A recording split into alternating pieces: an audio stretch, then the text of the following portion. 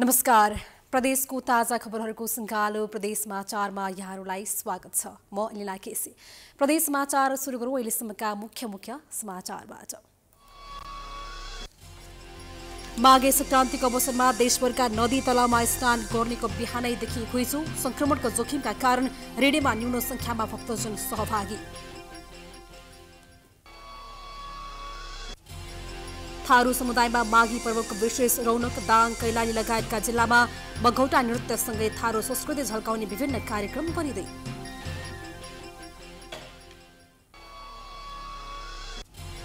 भारतमा कोरोना संक्रमण वृद्धि भएपछि सीमा क्षेत्रमा स्वास्थ्य सुरक्षामा कडाई, पश्चिम नवलपरासीको महेशपुर नाकामा हेल्थ डेस्क स्थापना।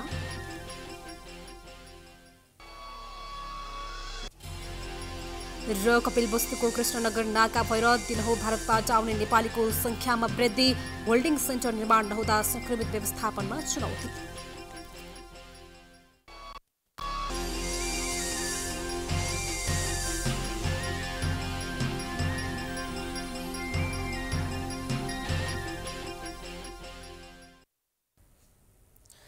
आजको प्रदेश समाचार सुरु गरौँ। माघी पर्वको अवसरमा देशभर स्नान गर्नेको बिहानदेखि घुइँचो लागेको सम्बन्धी समाचारबाट।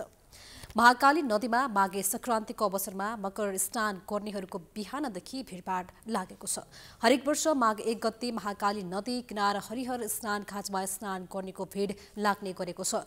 आजको दिन पौष मसान्त राति नदीका किनारमा रहेका मठ मन्दिर तथा धर्मशालाहरूमा भजन कीर्तन गर्ने र बिहानै नदीमा स्नान गरी विष्णु र शिव भगवानको पूजा अर्चना गर्ने गर्दछन्। बढ्दै गइरहेको कोरोना संक्रमणलाई समेत बेवास्ता गर्दै महाकाली नदी किनारमा सयौंको संख्यामा स्नान गर्नेहरूको भिड लागेको थियो। स्थानीय प्रशासनले 25 जना भन्दा बढी भेला सम्मेलन नगर्न निर्देशन गरे पनि स्नान गर्नेहरूको भिड नै थियो। महिला तथा पुरुषहरूले बिहान नजिकैको नदी, तलाउ, धारा, पोखरी आदि जलाशयमा गई नुहाई धुवाई गर्ने चलन छ। महाकाली नदी किनारमा स्नान र पूजा अर्चना गर्न कञ्चनपुर, कैलालीबाट अन्य जिल्लाबाट समेत सहभागी भएका छन्। आजको दिनलाई पवित्र दिन मानिने भएकाले विभिन्न क्षेत्रबाट आउनेहरूले आफ्ना छोराहरूको व्रतबन्ध समेत गर्दछन्।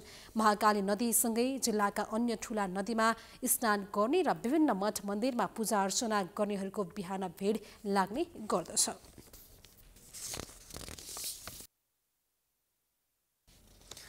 अबलागो संगमस्थल रेडीमा यस वर्ष स्नान गर्ने भक्तजनहरूको कम सहभागिता भएको सम्बन्धी समाचारतर्फ। पाल्पाको संगमस्थल कृष्णेश्वर मन्दिर रुरु धाममा यस वर्ष भक्तजनहरूको कम सहभागिता भएको छ।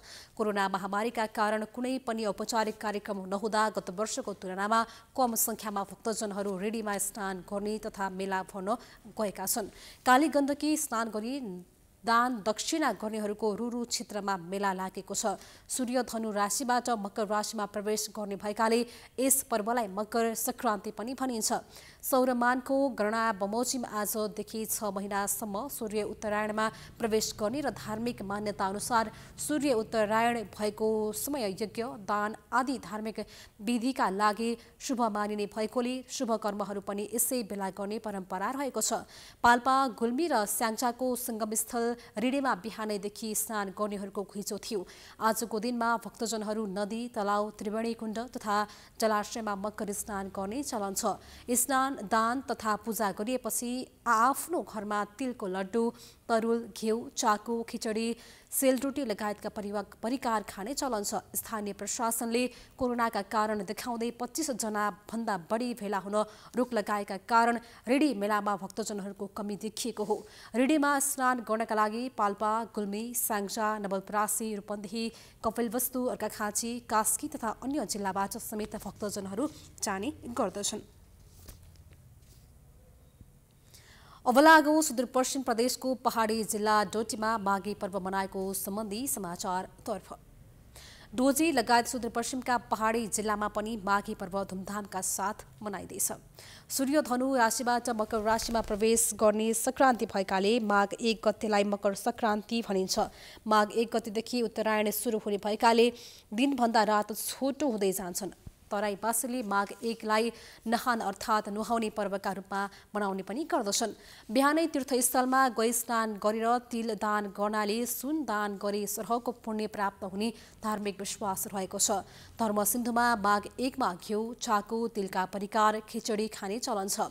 यी परिकारले जाडोमा न्यानो प्रदान गर्ने भएकाले चिसो समयमा पर्ने पर्वमा ताता परिकार खाने गरिएको हो। आज स्नान, दान, व्रत, ध्यान गर्ने व्यक्तिले पुण्य प्राप्त गरी मनोकामना पूर्ण हुने जनविश्वास पनि रहेको छ। प्रदेश समाचारमा पालो भएको छ विश्रामको।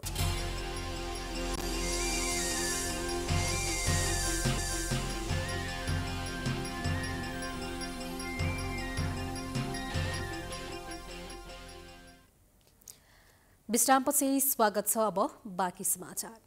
अबलाको थारू समुदायहरूमा माघी पर्वको रौनकता छाएको सम्बन्धी समाचारतर्फ। थारू समुदायहरूमा माघी पर्वको रौनकता छाएको छ। थारू समुदायले माघी पर्व वा माघे संक्रान्तिलाई नयाँ वर्षको रूपमा मनाउँदै आएका छन्। पूर्वकालदेखि नै मनाउँदै आएको पर्वलाई पछिल्लो समय थारू समुदायले तामझामका साथ मनाउन थालेका छन्। एक रिपोर्ट। थारू समुदायहरूको प्रमुख चाडको रूपमा रहेको माघी पर्व पश्चिम नेपालका तराईमा धुमधामका साथ मनाउँदै आएका छन्। पर्वको अवसरमा दाङका थारू समुदायले विभिन्न खाले परिकारहरू बनाउने गर्दछन्। तर परम्परागत रूपमा मनाउँदै आएको माघी पर्वमा भने बिस्तारै केही खानाका परिकार, कला र संस्कृतिहरू लोप हुँदै गएको पाइन्छ। पछिल्लो समय नयाँ पुस्ताहरूले माघी पर्वलाई कम महत्त्व दिएपछि पर्वको रौनक घटेको जानकारहरूको भनाइ छ। केही वर्ष पहिलेसम्म माघी पर्वको दिन बिहानै मादल बजाउँदै गीत गाउँदै खोलामा नुहाउन जाने र घरमा आएर मान्यजन लाई ढोक गर्ने, खाना खाने र नाचगान गर्ने चलन थियो। तर पछिल्लो समय पुराना व्यक्तिहरूबाट पुस्ता हस्तान्तरण नभएपछि पर्वमा परम्परागत शैली लोप हुँदै गएको हो। लाए जैतिले का मनराले के नाच मनराले के नाच गइले आइली लाए के नै त्यो पैसा डरली गगरी मामा नै पैसा डरली हेरो साइड बनेती दूसरे ढाक लगली आई कि नहीं निसराव कारले निसराव कार के जैसे खैना पीना दे बैठली हेरो पहिला जसिन्टा पहिला त अंडी जार रहना अंडी धान बुई श्यामजीरा गोवरिया धान रह आजकल त अंडी धान फे ओरा गइल गुरी झर फे नी रहत हाई बिरे धान बुई ठीक कुठी हो जार मनी ठीक हो खैची अब गुरी जार बाटा नी हो वो काम खैना पीना अंडी रोटी ठा र अंडी गुरी दाल र ठा गुरी जार ठा त अगाडि गीत कसिन सखिए हो माघ पी ऐले गुरी झार कठनी ये त हो माघ खेरो बुझ्लो।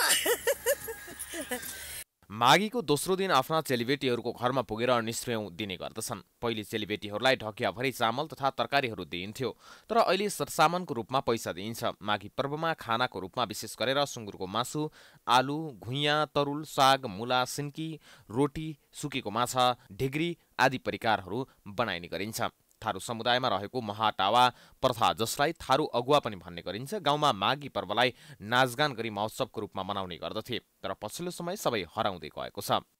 पहिला माघ चाहिँ पर्व अब गाउँमा चाहिँ नाचगान गरेर चाहिँ मनाइने गरिन्थ्यो र एउटा महोत्सवको रूपमा चाहिँ यसरी बजारमा चाहिँ आएर मनाउने गरेको चाहिँ विगत 3-4 वर्ष चाहिँ भयो। विशेष गरेर यो किन भयो भन्दाखेरि थारू समुदायको चाहिँ यो नाचगान, संस्कृति, रहनसहन, खानपिन गाउँमा चाहिँ सङ्ग्रहालयको रूपमा चाहिँ बस्यो र गाउँमा चाहिँ अरू समुदायले चाहिँ थारू समुदायको यो जुन संस्कृति छ त्यसको बारेमा चाहिँ टेस्ट लिन नपाउने भयो। पछिल्लो पुस्ताले कला संस्कृति र संस्कारको संरक्षणमा ध्यान नदिएपछि पुराना पुस्ताहरू चिन्तित भएका छन्। माघी पर्वमा मात्र नभई दशैँमा गाइने नाचिने नाच पनि लोप हुँदै गएको पुराना पुस्ताको गुनासो छ। संस्कार चाहिँ हराउन जानु त हामी दुखी छौँ। पुरानो संस्कार राम्रो संस्कार हो हाम्रो। माघी भएपछि पुरा वर्षभरि समीक्षा गरेर यो वर्ष हाम्रो गाउँमा के गर्ने, कुला पानी पँध्याराहरू गाउँ टोल हुन्छ, समाज हुन्छ, हरेक हुन्छ। जस्तो हाम्रो भैया थान मान्ने कुराहरू पनि यो गर्ने, यो तामी यो गर्ने। जस्तो म सख्यान महुटा गीत गाउने, जस्तो दसैँमा दसैँ गीत भन्ने हुन्थ्यो। त्यो के अरे छोरी बहिनीहरूले नाच्ने चलन थियो। दाङ लगायत बाँके, बर्दिया, कैलाली र कञ्चनपुरमा थारू समुदायको बाहुल्यता रहेका कारण माघी पर्वलाई विशेष र हर्षोल्लासको पर्वका रूपमा मनाउने चलन छ। तर पुराना परम्परा र संस्कृतिलाई जोगाउन पछिल्लो पुस्ताले पनि चासो दिन उत्तिकै जरुरी छ। प्राइम टाइम्स टेलिभिजनका लागि दाङबाट सुमन केसीको रिपोर्ट। अबको पालमा पूर्वी नेपालमा बसोबास गर्दै आएका लिम्बू समुदायले पनि विभिन्न कार्यक्रमको आयोजना गरी माघे संक्रान्ति मनाएको सम्बन्धी समाचारतर्फ। पूर्वी नेपालमा बसोबास गर्दै आएका लिम्बू समुदायले पनि विभिन्न कार्यक्रमको आयोजना गरी माघे संक्रान्ति मनाएका छन्। लिम्बू समुदायले कक्फेवा ताङ नाम अर्थात् माघे संक्रान्ति पर्व आज धुमधामका साथ मनाएका छन्, जस अन्तर्गत आज मोरङको उर्लाबारी स्थित तेनेबा माङथान समितिले नयाँ सम्बोधको रूपमा माघे संक्रान्ति पर्व मनाएको छ।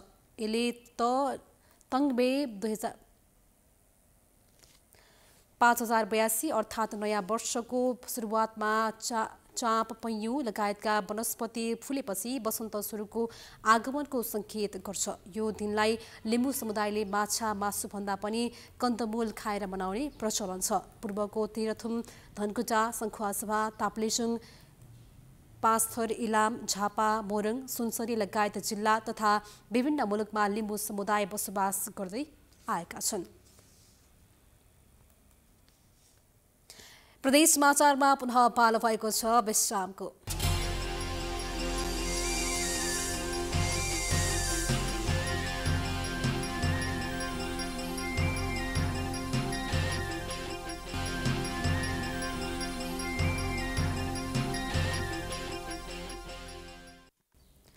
विश्रामपछि पुनः स्वागत छ। अब बाँकी समाचार। अब लागू पश्चिम नवलपरासीको सीमा क्षेत्रमा स्वास्थ्य सुरक्षामा सतर्कता बढाइएको सम्बन्धी समाचारतर्फ। पश्चिम नवलपरासीको सीमा क्षेत्रमा स्वास्थ्य सुरक्षामा सतर्कता बढाइएको छ। भारतमा कोरोना संक्रमण दर तीव्र रूपमा बढेपछि नेपालको सीमा क्षेत्रमा स्वास्थ्य सुरक्षामा सतर्कता बढाइएको हो। पश्चिम नवलपरासीको महेशपुर नाका हुँदै भारतबाट आउनेहरूको संख्या बढेपछि सीमा क्षेत्रमा हेल्थ डेस्क राखी चेक जाँच बढाइएको छ। स्वास्थ्य परीक्षण केन्द्रमा तापक्रम परीक्षण गरी शङ्कास्पदको एन्टिजेन परीक्षण गर्न सुरु गरिएको स्वास्थ्य कार्यालय पश्चिम नवलपरासीले जनाएको छ। अहिले सीमा नाका खुला भएपछि भारततर्फ नेपाली र भारतीय नागरिकको आवत जावत बाक्लिएको छ। त्यस्तै भारततर्फबाट आउने मालवाहक सवारीका चालक सहचालकबाट संक्रमण फैलिन सक्ने भएकाले सीमा क्षेत्रमा निगरानी बढाइएको स्वास्थ्य कार्यालयले जनाएको छ। पश्चिम नवलपरासीमा पछिल्लो समय दैनिक संक्रमित भेटिन थालेपछि स्वास्थ्य चेक जाँचमा कडाई समेत गरिएको छ।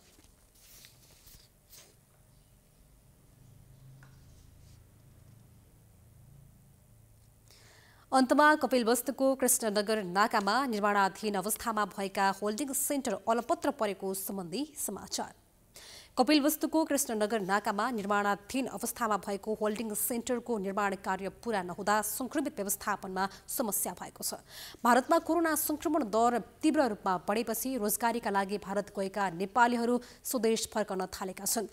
भारतबाट आएका अधिकांश व्यक्तिहरूमा कोरोना पोजिटिभ देखिए पनि होल्डिङ सेन्टर नहुँदा संक्रमित सिधै घर जानुपर्ने बाध्यता छ, जसका कारण समुदाय स्तरमा संक्रमणको जोखिम बढेको छ। कृष्णनगर नाका हुँदै नेपाल आउनेको संख्या दिन प्रतिदिन बढ्दै गएको छ। पछिल्लो समय मात्र भारतबाट आउने मध्ये 60 जनामा कोरोना संक्रमण देखा परेको स्वास्थ्य कर्मीको भनाइ छ। संक्रमितको संख्या बढ्दै गएपछि स्थानीयहरू त्रसित बनेका छन्, तर संक्रमितहरूलाई व्यवस्थापनका लागि होल्डिङ सेन्टर नहुँदा समस्या भएको जिल्ला स्वास्थ्य कार्यालयले जनाएको छ। कृष्णनगर नगरपालिका 1 स्थित शिवनारायण 400 बेडको होल्डिङ सेन्टर निर्माण भइरहेको छ, तर समस्यामा सञ्चालन नहुँदा संक्रमितलाई राख्न समस्या भएको छ। त्यस्तै भन्सार नजिक 600 बेड क्षमताको होल्डिङ सेन्टर निर्माणको काम तीव्र गतिमा भएको प्रशासनले जनाएको छ। गत असारबाट सुरु गरिएको निर्माणको काम 6 महिना बितिसक्दा समेत सम्पन्न नभएपछि थप समस्या उत्पन्न भएको छ।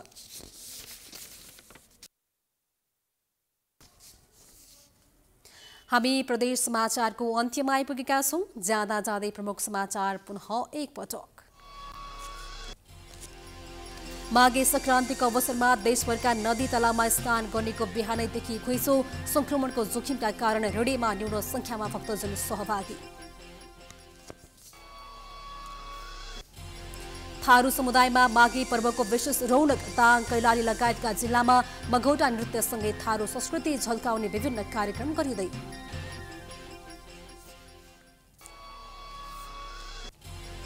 भारतमा कोरोना संक्रमणमा वृद्धि भएपछि सीमा क्षेत्रमा स्वास्थ्य सुरक्षामा कडाई।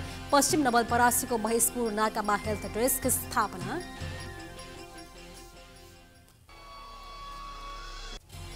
र कपिलवस्तुको कृष्णनगर नाका भएर दिनहौ भारतबाट आउने नेपालीको संख्यामा वृद्धि। होल्डिङ सेन्टर निर्माण नहुँदा संक्रमित व्यवस्थापनमा चुनौती।